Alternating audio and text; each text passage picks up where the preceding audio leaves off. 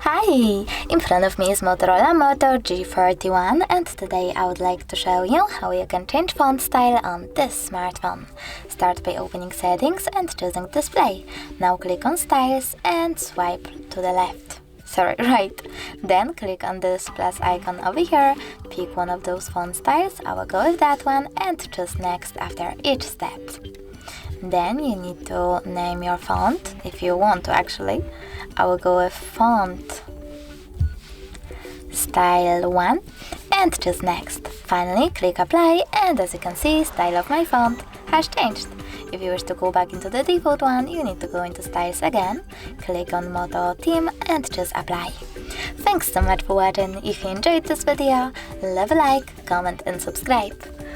Bye!